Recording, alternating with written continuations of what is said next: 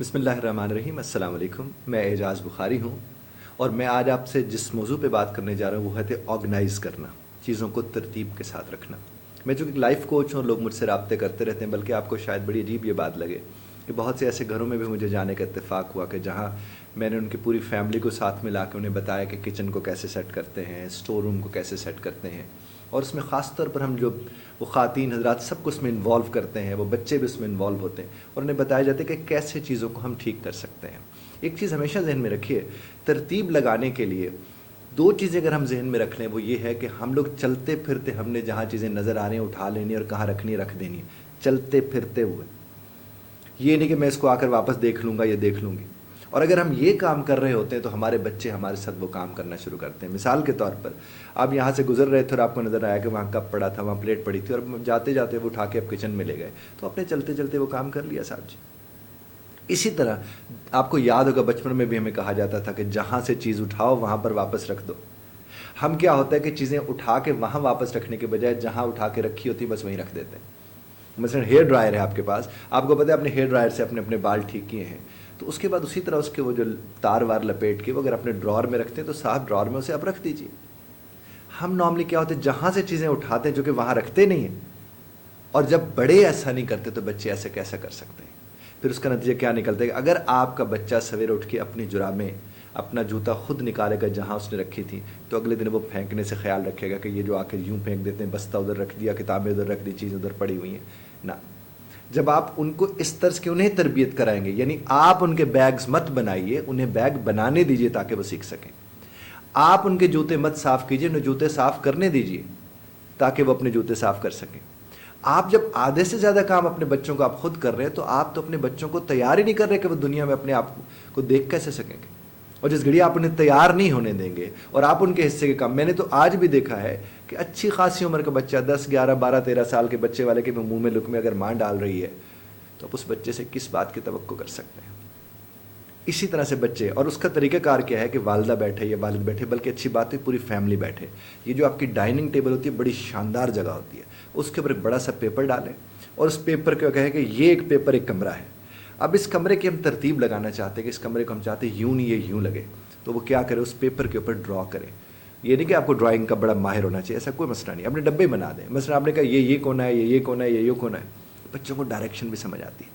آپ ان سے کہیں گے کہ اس کونے کے اندر ہم نے یہ چیزیں رکھنی ہے، اس کے اوپر ہم نے یہ رکھنی ہے، اس کے اوپر ہم نے یہ رکھنی ہے، اور اس میں آپ خود فیصلہ مت کریں، سب کو اس میں شامل کریں۔ جب آپ اس ٹیبل کے اوپر بیٹھ کر آرگنائز کرنے والے ایک کمرے کو آرگنائز کرنے والے فیصلے میں سب کو بطور سٹیک ہولڈر ساتھ بٹھا لیں گے اور آپ مل کے ان کے ساتھ فیصلہ کر رہے ہوں گے تو صاحب نتیجہ کیا نکلے گا، وہ فیصلہ کرنا بھی سیکھیں گے۔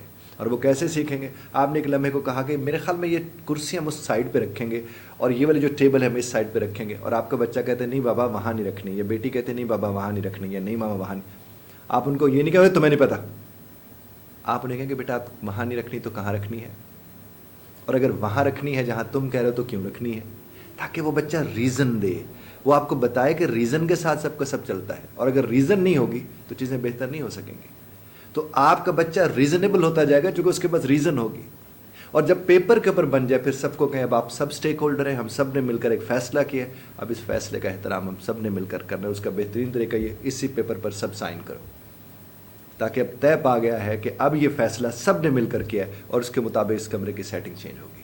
اور اگر سیٹنگ چینج ہونے کے بعد آپ کو لگتا ہے کہ نہیں یہ جگہ یہ ٹھیک نہیں لگ رہی، وہ ٹھیک نہیں لگ رہی، پھر ایک میٹنگ بلائیں، پھر اس کو بھی اسی طرح تحریر میں لائیں، اور آپ کا بچہ بچپن سے یہ سیکھتا چلا جائے گا کہ فیصلے کیسے کرتے ہیں، ان کو لکھتے کیوں ہیں، اور ان کو بطور ثبوت اپنے سامنے کیوں رکھتے ہیں، سٹیک ہولڈرز کیا ہوتے ہیں، مل کر فیصلہ کرنا کیا ہوتا ہے، اور آرگنائزیشن تو ہو ہی جائے گی۔ اور یہ جو میں نے شروع میں آپ سے عرض کیا تھا کہ چلتے پھرتے چیزیں اٹھا کے اپنی اپنی جگہ پہ رکھنا شروع کر دیں تو آپ کی چیزیں بہتر ہونا شروع ہو جاتی ہیں۔ کچھ لوگوں نے بڑے سیٹ ٹائم کیے ہوئے کہ اس وقت یہ کرنا ہے اور اس وقت وہ کرنا ہے۔ گھر ایسا نہیں ہوتا صاحب، گھر میں ہر وقت کچھ نہ کچھ ہوتا چلتا رہتا ہے۔ اسی لیے تو ہماری بہنیں بیٹیاں جو گھروں میں موجود ہیں وہ کیا کہتی ہیں کہ ہمیں تو فرصت ہی نہیں ملتی سارا دن، اتنا بکھیڑا ہوتا ہے۔ اور بکھیڑا ہوتا کیوں ہے؟ کیونکہ ہم نے جتنے بھی برتن ہیں وہ ایک کچن میں ڈالتے گئے، جب وہ پہاڑ بنا ہوتے پھر جا کر دھونے جاتے ہیں تو مینٹلی بھی ہم ٹھیک نہیں ہوتے، اور اگر وہ ساتھ ساتھ دھلتے رہیں صاحب۔ آپ اسی لیے کہتے ہیں کہ آپ ایک کام کرتے ہوئے، مجھے ابھی بھی یاد ہے بچپن میں ہم لوگ دیکھا کرتے تھے کہ ہماری نانی اماں وہ جب کبھی وہ سالن والن بنانا ہوتا تھا تو اس سے پہلے سارے چیزیں ترتیب کے ساتھ رکھتی تھی کہ مسالہ ادھر ہے، مرچ، اور وہ اس ترتیب سے رکھتی تھی جس ترتیب سے اٹھاتے پھر واپس اس ترتیب میں واپس چلے جاتے تھے.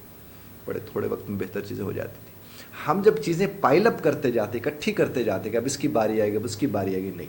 مثال کے طور پر اگر آپ سویرے سویرے بستر سے اٹھ گئے ہیں اور اپنے بستر کو سمیٹا نہیں ہے تو آپ اپنے بچوں سے یہ توقع نہ رکھیں.